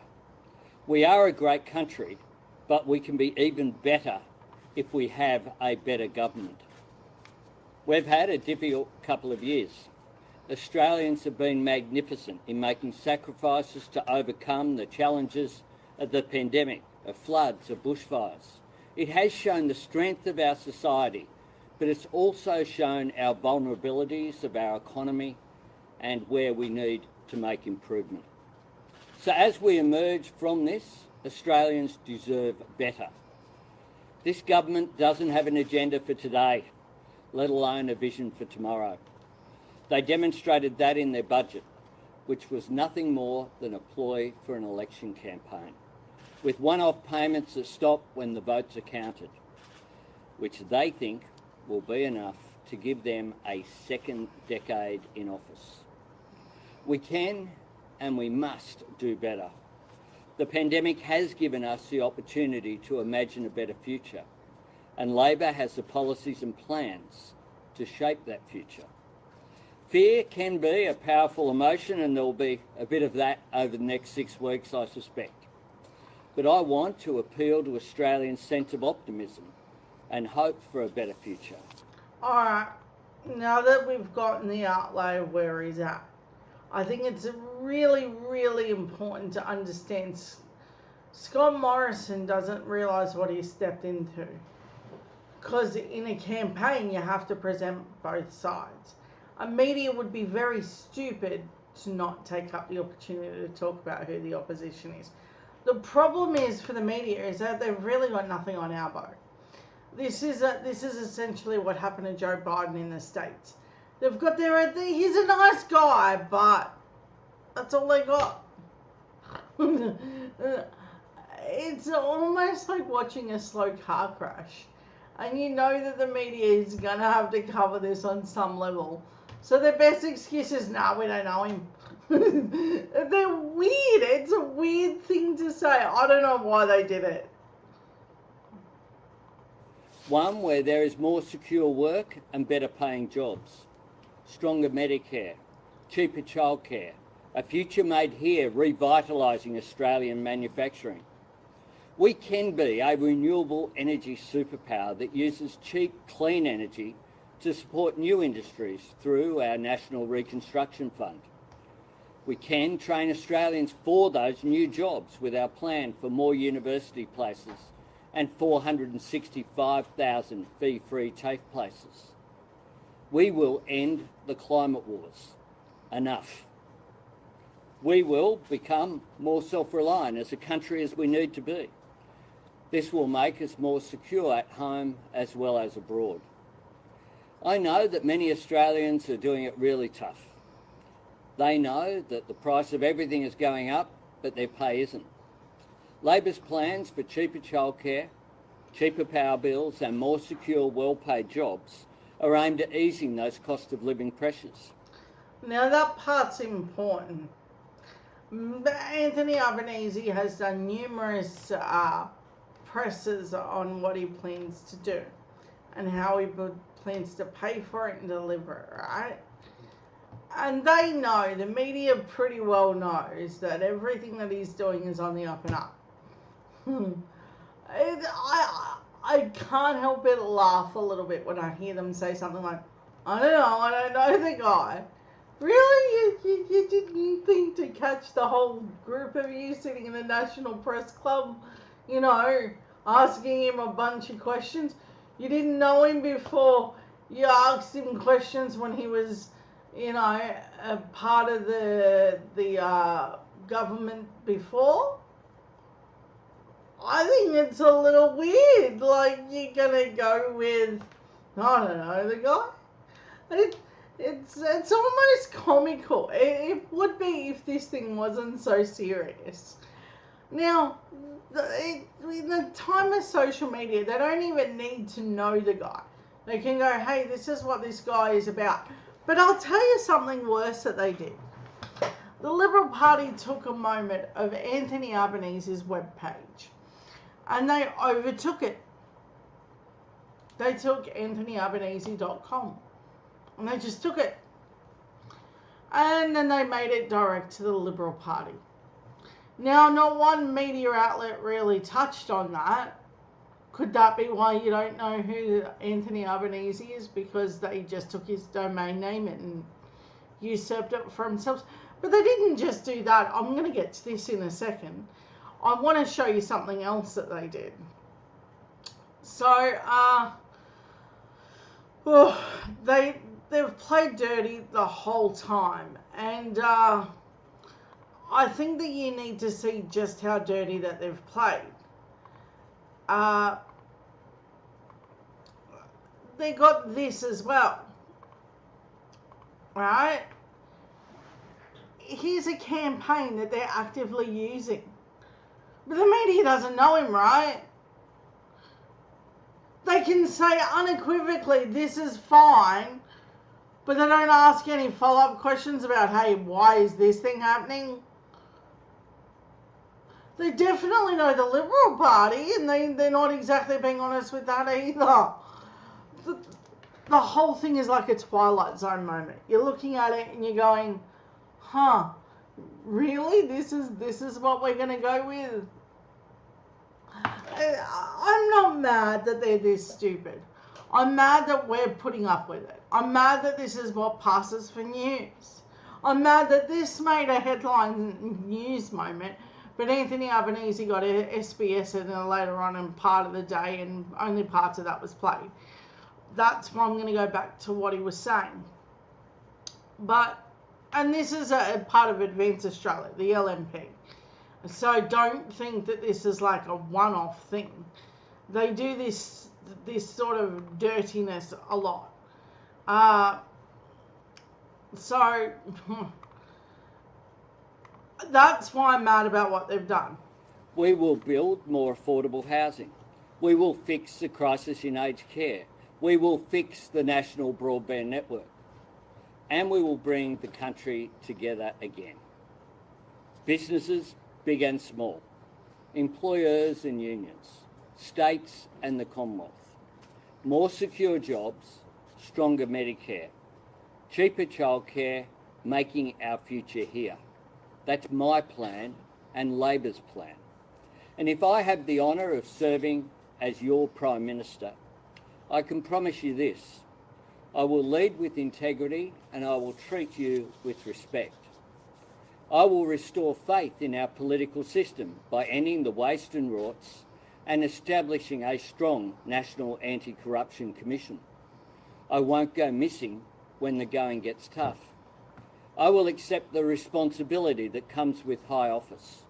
I will lead a government that repays and rewards your hard work. A government that reflects the decency and compassion and courage of the Australian people. I am humbled to put myself forward as Prime Minister of this great nation. I grew up not far from here, in Sydney, in public housing, the son of a single mum. I learnt the value of $1. I learnt the importance of resilience. That wasn't even hard. Do you see? And he does this each and every time he talks about his history, where he comes from, and a whole raft of other things. Really, media? You didn't catch any of that? And you didn't catch his amazing policies? A little weird, don't you think? I would like to ask the media what one of his policies really is. And I'd like to hear your thoughts on his policies. Because if you can't tell the difference, you're not a journalist. You're just telling people what your slant on it is, not what the truth is. I watched 30 to 40 minutes of Scott Morrison babbling on today. Not one real policy in the mix. I just listened to Albo list heaps. And they're like, I don't know who that guy is. I'm outraged that this is what passes for mainstream. It's repugnant to my core that this is what I need to do to show, hey, this leader is awesome. He would be a fantastic Prime Minister. But I also learnt about the strength of community and the power of government to make a difference to people's lives. That experience of overcoming adversity and fulfilling my mother's dreams of a better life for me than she endured took me into politics, and it's what drives me today. And it feeds my optimism about this most extraordinary country of Australia. So today I say to my fellow Australians, this is our time. Our time to seize the opportunities that are before us. Our time to create a better future where no one is held back and no one is left behind. I ask for your support on the 21st of May for my team. I'm ready, we are ready, and Australia is ready for a better future. Happy to take questions. Now, if you notice, and then when he says, I'm happy to take questions, how haven't the media figured out a way so when he speaks, so when they speak, we can hear them through all of this? In America, they've seemed to figure it out. In here, they don't. They still haven't figured out how to make sure we can hear the questions that they're asking. Probably shouldn't, though. They're probably vitriol questions at Anthony Albanese. Who knows? I'll be engaging in the policy debate. And one of the things that strikes me is that the government had an opportunity in their budget to put forward a range of policies that were long-term. And all I saw was a budget which they didn't even talk about after 24 hours. A budget that handed off one-off payments, hoping that people would forget the cost of living pressures that they're under on a constant basis. Well, childcare costs don't stop in there once people have voted, nor does the rising costs of petrol or housing, energy costs. All of these things are going up, everything except people's pay. And this government have been complacent. We have put forward constructive plans, a range of policies out there on industry policy, communications, the economy, the environment and climate change, women's policies, policies on Indigenous affairs, policies across the spectrum. We'll continue to advocate for them because I don't think it's good enough for us to just stand still. Because in today's globalised world, if you're just trying to protect the status quo and keep things as they are, the rest of the world will just move past us. Mr. Albanese, have you been government with your opposition campaigns to serve in the same positions? There's talk, for example, of Rick Miles going back to the States. Oh, look, it's my expectation that the front bench will serve in the same positions that they're in now. I'm very satisfied with my front bench. What I found extraordinary earlier on today was the Prime Minister's statement that Alan Tudge is still the Education Minister. Now that's super interesting. Albo's happy with everyone there. And then Alan Tudge still has a job after all of that, after all that scandal, and he's still on the payroll. That's extraordinary. Well, it just shows the chaos that's there. Even when people step aside, they've still got their job.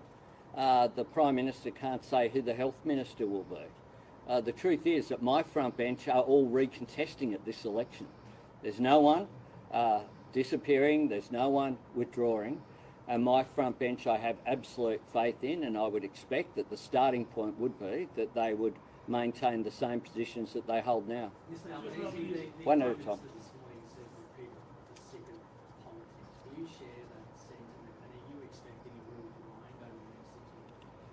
Well, this is a Prime Minister who last year declared that he was campaigning and not governing. He's done that himself. All the photo ops that you've seen, that you would normally see during an election campaign from this Prime Minister, he started early, whether it was sitting in car racing at Bathurst, or whether it be shampooing a young woman's hair, or playing the ukulele, or sitting in a fighter jet. We've seen it all. The problem for this government is that it stopped governing some time ago. I think that Australians want a government that does its job, that doesn't always blame someone else, that accepts responsibility. I'm putting forward a constructive alternative, as well as saying that I think that a government seeking a fourth term in a second decade in office, is this really as good as it gets? What we have seen from this government over that period of time is a whole lot of their talented and most competent people leave, which is one of the things that explains the incompetence that we've seen in simply managing portfolios over recent times. I'll give everyone a go. James. Can you tell us when we can start to expect some dollar figures around your policies? And can you put a dollar figure on how much money you expect to raise from the crackdown on multinational taxes? We've put dollars on our policies. If you look at...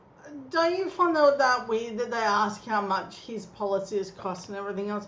Scott Morrison never gets that question. That they get this weird, okay, what's your policies going to cost? How do you make it work? Scott Morrison doesn't get none of that, and it's bloody frustrating. For example, our policy that I used to get asked about, and I'll bet you I don't today, on climate change. We were asked what our 2030 target would be. I said very early on that we would declare that after the Glasgow conference and after the government released a policy. We have, that's just one example of the most comprehensive, fully costed plan for any policy that any opposition has put forward since Federation. That outlines 604,000 new jobs to be created, $52 billion of private sector investment, 5 out of every 6 of those jobs in regional Australia. A plan that will see a 43% reduction by 2030. Our aged care plan that was a part of my budget reply has a cost of $2.5 billion over the forward estimates. Our childcare plan is fully costed. Our National Reconstruction Fund is out there for all to see. All of our policies that we've released have been fully costed, whether it be the National Broadband Network, whether it be the funding for black spots, the regional housing program, the Housing Australia Future Fund. And there is another example.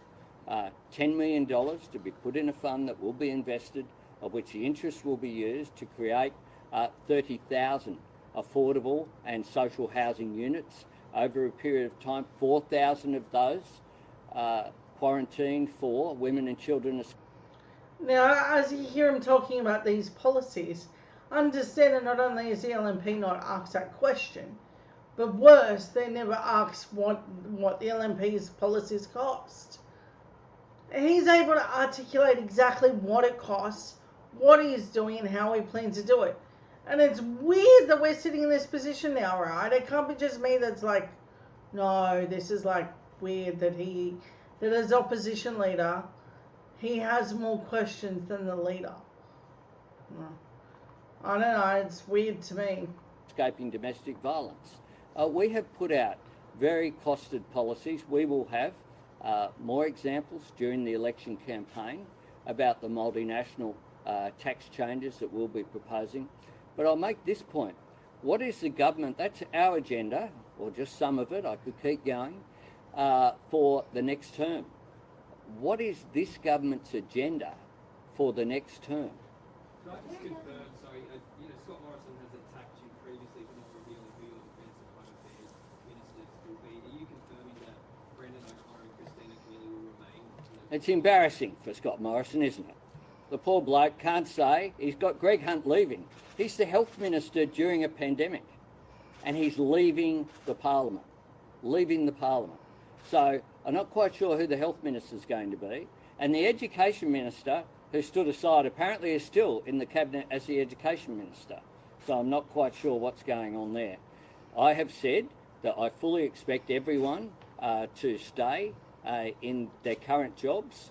Obviously, after the election, the caucus, our caucus as a Democratic Party, elects the front bench, and we have an extraordinarily talented team. But I'm absolutely satisfied with the job that everyone is doing as part of that team. Yeah. The PM says Labor is a risk to the country and Australians don't know what it stands for. What do you say to That I've outlined a range of policies that we would implement during the next term.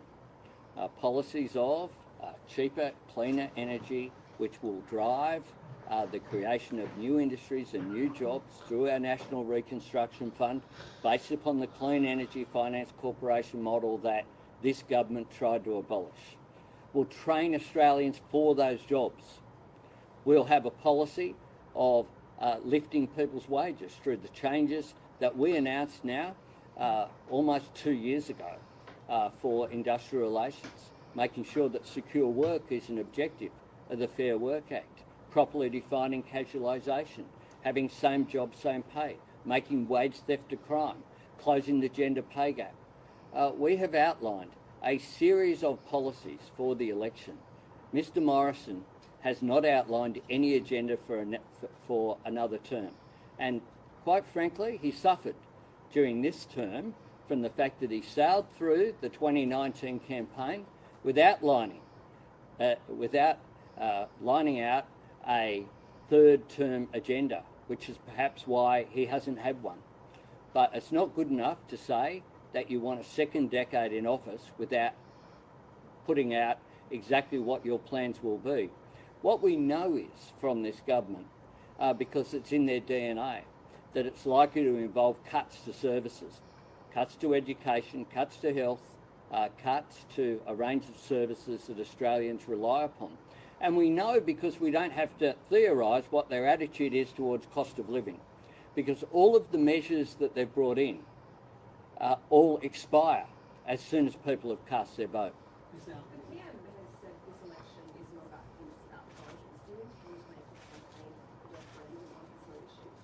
I think that his own side will continue to do enough to talk about Mr Morrison's leadership or lack thereof.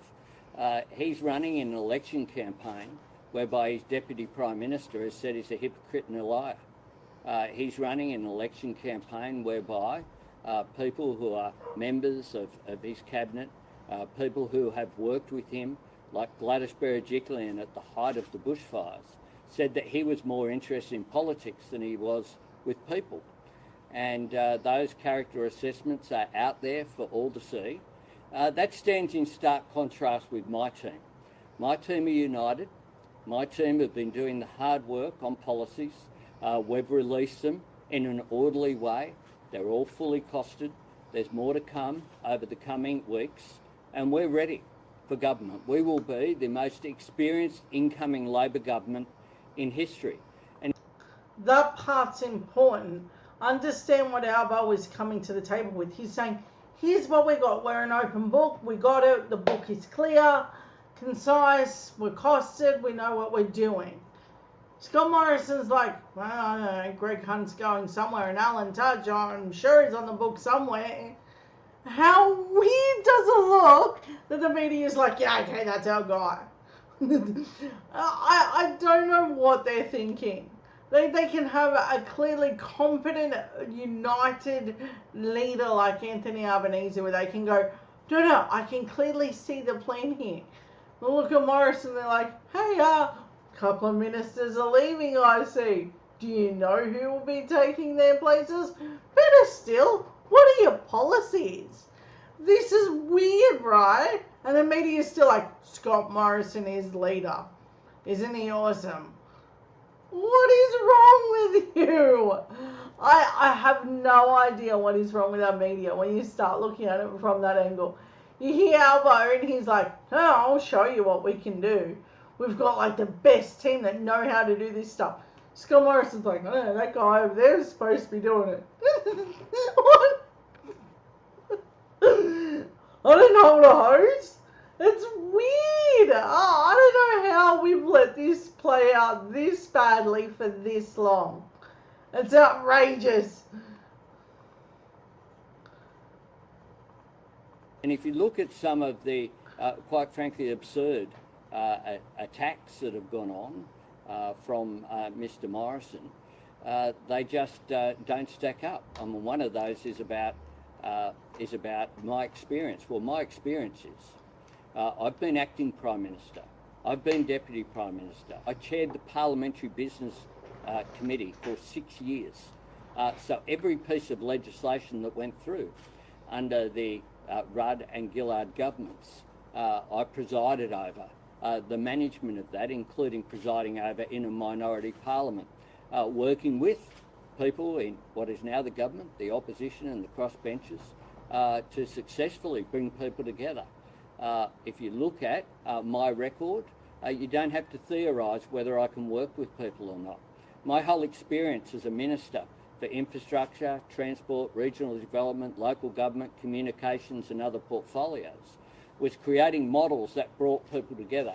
The Infrastructure Australia model being the best example of that, one that's been undermined by the appointments that have been made by this government, but nonetheless which has remained intact, bringing together business and the private sector to work with the public sector. Now, the appointments thing needs to be touched on.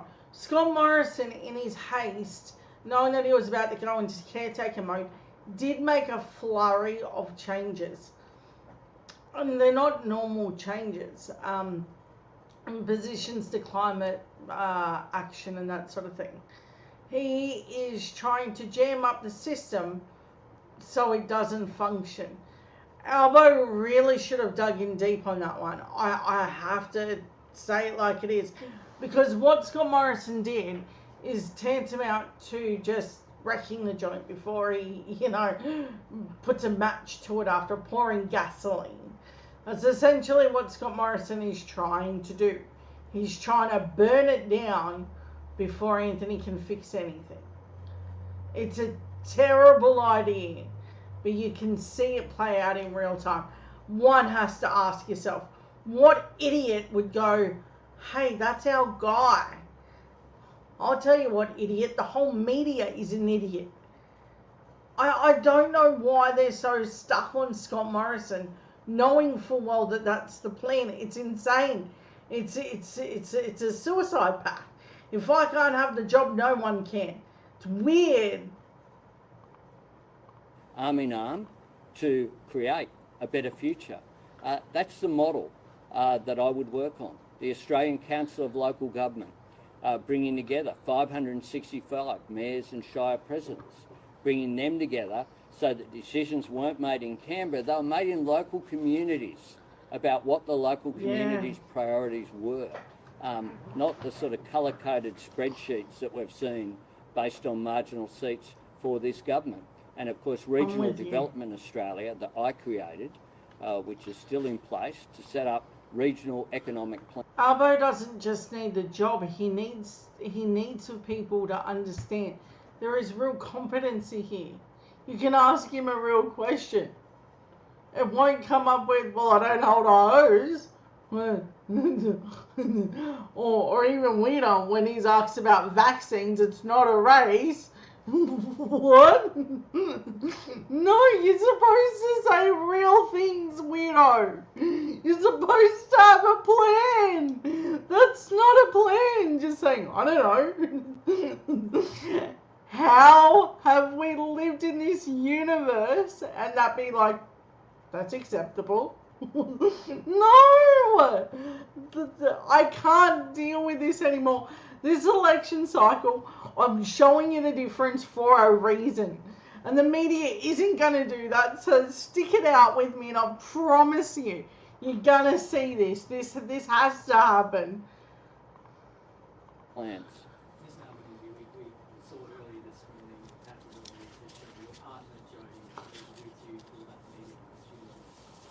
Can we expect to see Jodie a lot more over the next 6 months? How does she feel about potentially? Well, it's a good thing to go. Jodie was keen. I told her I was going to the Easter show, and she was keen to come. So she's an independent woman. She will come to some things on the campaign, but I've got to say it was really enjoyable mixing with people. I think as someone who did grow up in the city, I always loved going to the Easter show, talking to farmers and... Listen to this. I don't know if anyone caught this. I have dogs, so I know exactly what he means when he says this. Catch this comment about having dogs. Engaging with people as you do.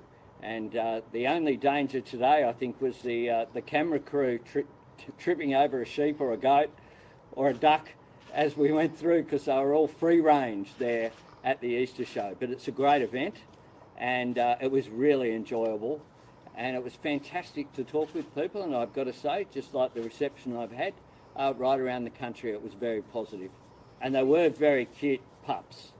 The only danger was either Jodie or myself running off with one of those beautiful little pups. But when I did get home, my dog Toto was very upset because she could smell that I'd been cheating with those little puppies. Yes! God, I love Albo! Morrison wants to make the economy a major focus of his campaign. What do you say to voters who believe the coalition is a safer pair of hands than the Labor? Side note, I know that this is going to take a little bit longer, but no, that's funny. That's funny. Jerry won't touch me at all if I'm anywhere near another dog. No, I get like side-eyed, man. That dog gives me death stares. If I even suggest that I might have touched another dog, it's like, how dare you? So I get it. I get it, Albo. I get it. I love him more because he loves a dog. Look at the facts. Under the last Labor government, unemployment was lower than it was under this government. Productivity was higher. Taxation is higher as a proportion of GDP under this government than it was under the former Labor government. It is now the second highest taxing government in Australian recent history, only beaten by the Howard government. If you look at the economic transformation, one of the big drivers of economies in this century is going to be the transition with renewable energy that is going on. This government have been in denial about that. This is a government that said that electric vehicles would end the weekend during the last campaign. They said that electric vehicles couldn't tow your boat, couldn't tow your trailer, all this nonsense. Now, if you're in fear about the present, then you have no chance of shaping the future. Yeah, and that clearly says Scott Morrison didn't have a plan around climate change. He just fear-mongered about Labor's policy. That was so good that he spoke on that. I'm so pleased. Anthony touched on everything. And the problem for this government is that they're just treading water. What are their plans to create productivity, to get better cooperation between unions and business, to invest in infrastructure on the basis of what projects will boost productivity? We have the NBN. We'll revitalise Infrastructure Australia. We'll make sure that investment goes where it should. We'll make sure that we train Australians for the jobs of the future by creating Jobs and Skills Australia under the Infrastructure Australia model, so that you get that input from employers. I announced that policy, fully costed, in 2019. In Perth, it was one of the first policies that I announced. We will have a policy that will be about growth of our economy, but will also be about sharing that growth as well. At the moment, we have an economy that isn't working for people. People know that. They're doing it really tough. This is a government that couldn't even say they supported people being paid the minimum wage. And when legislation was before the Parliament that had overwhelming support to outlaw and criminalise wage theft, you know what they did? They withdrew it as a political tactic. They withdrew it. Legislation to make wage theft a crime. It says it all about this government. We will have a strong economy. We will look at growing productivity, because productivity is a way that you can grow both profits and wages. Productivity is the key.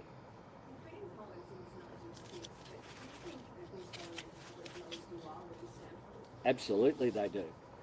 They know what my record is. They know that I have a long record of public service.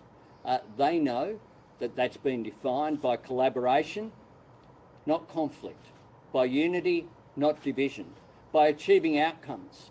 And I'll make this point. I've been leader of the Labor Party for 3 years. I've done a press conference almost every day, for example, since January 2.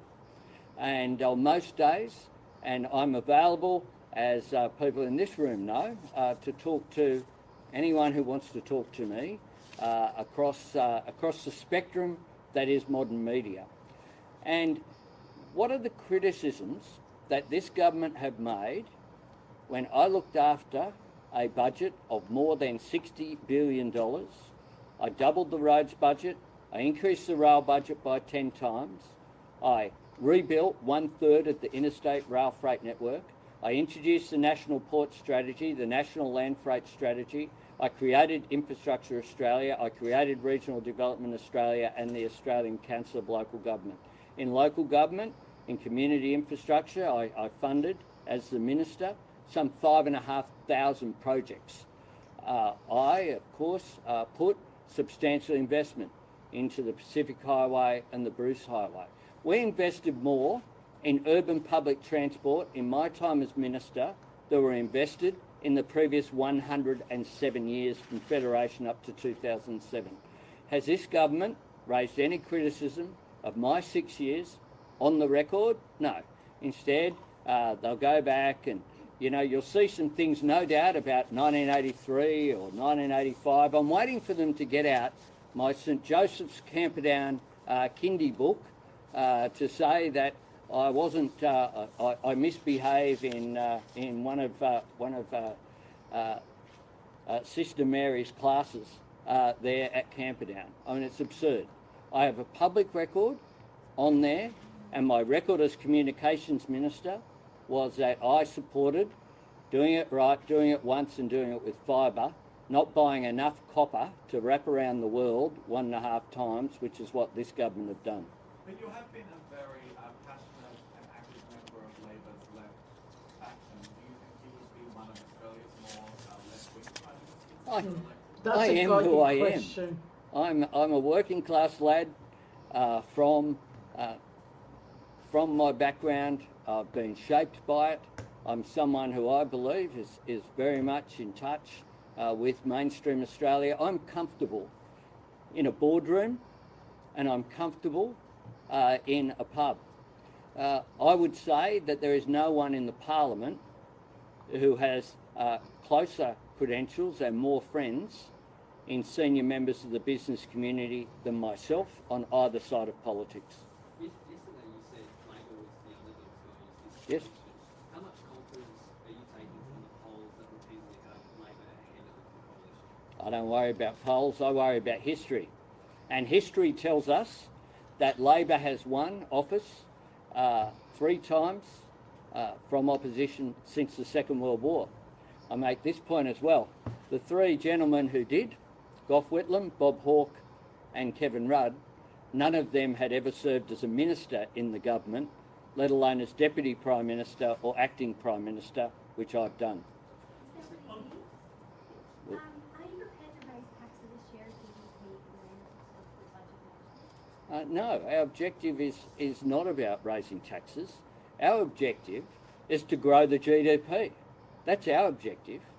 That is what we have a plan to do. That's what the National Reconstruction Fund will do.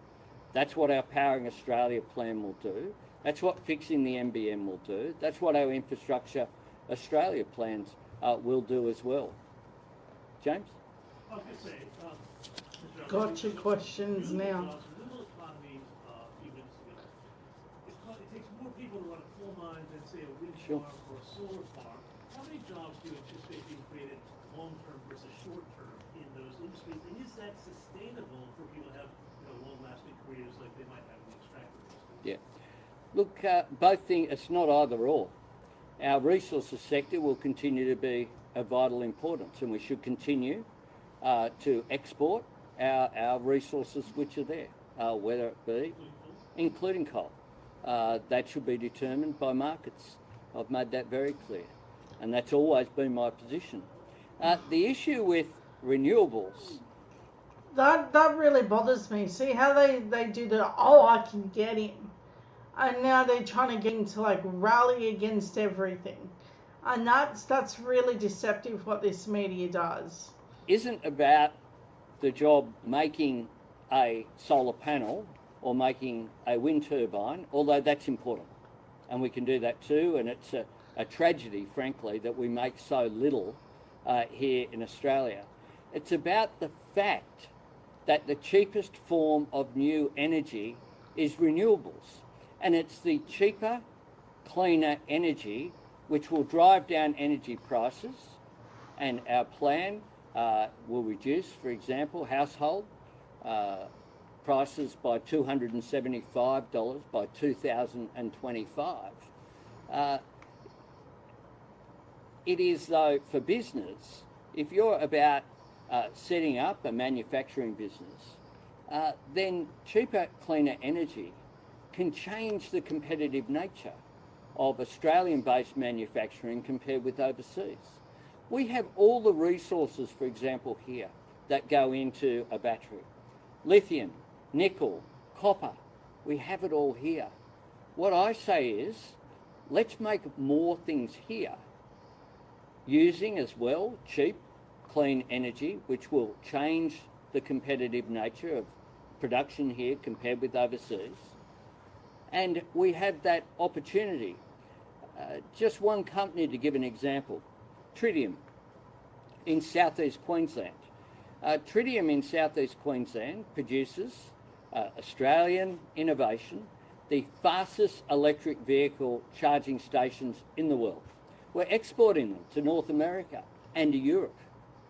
We're creating high value jobs. When you go into manufacturing plants in 2022, what you're likely to see is, yes, you see people on the factory floor, you also see offices, and you see people behind computers, and you see incredible efficiency. And chances are, in those plants, you'll see, if you go up on the roof, you'll see solar panels powering those plants as well, powering that energy to produce things, whether it be things like windows and other activities, frames and all of that. So if you go to, for example, Rio's alumina operation, they're just outside of Gladstone. What they're looking at is green hydrogen, they're looking at renewables, they're looking at not just because of the impact on emissions, they're looking at it because it drives down their costs. And what business has been saying in this country for a decade now is they're crying out for leadership. They're crying out for certainty. They're crying out for that investment certainty that they need to be able to make it. But this government have had 22 energy policies that they've announced, and they haven't landed one in almost a decade. We have one policy, we'll land it, we'll implement it. And if you want to look for an example of collaboration, our policy released, fully costed on December, the first Friday in December, I think it was December 2 of this year, of last year. It has been cheered on by the Business Council of Australia, the Australian Industry Group, ACCI, the National Farmers Federation, and the ACTU. That's an example of how you can end conflict and actually get a policy that makes Australia able to go forward as one. I think people are sick of these arguments that we had during the last campaign, but can you trust Mr. Morrison to change his views? Because he's been out there during the last campaign ridiculing a 50% renewable energy target, ridiculing electric vehicles. He goes to conferences in Glasgow and sits in the Nordic corner because he's not allowed to increase our 2030 targets, even though that's what the conference was about. Australians deserve better, and over the coming weeks, I'll be taking more of your questions. I note that I've taken a lot more than my opponent did today, and I'm really looking forward to campaigning over the next 6 weeks. I love campaigns. Anyone who's seen a campaign in Grainler knows that it's full of life. It's a very political community that I'm proud and privileged to represent, and I of course ask the good people of Grainler as well to return me as your member for another term. But I ask for something else as well. I ask the people of Australia to return Labor candidates, because at this election there are two people standing for Prime Minister. Only one of them is in a position to say they want to form a government in their own right. The other one is part of a coalition. It's a coalition that's a coalition of chaos, frankly, at the moment. We've seen leadership changes in the Liberal Party, within the National Party. We've seen a whole range of ministerial changes. We have ministers who've stood down but apparently still the Cabinet Minister now. We need to do better. This government have acted like an opposition in exile sitting on the government benches. At this campaign, I'd say they need to be held to account as well. I'm happy to be held to account. I look forward to campaigning over the next 6 weeks. Not that we haven't been campaigning before now, it's got to be said. But in the words of the great Ramones, hey ho, let's go. Okay, I think that very quickly encapsulates everything. We got a little bit of overtime today and I didn't get to touch on everything I wanted. But I have to fundamentally put it out there. I think that the fact that I'm one of the very few people that thought this needed equal airtime is appalling. I would love to see the front page of media say, hey, you did a great job. But we know that that's not what's going to happen here. What's going to happen here is it's going to be one of them horrible moments where the media go, oh, I can't tell the difference on who's better and who's worse. But that'll be it for this week of This Week in Politics. I will see you next week, same time, same place. I've enjoyed my time with you all, and I hope that you have a wonderful week. See you next time.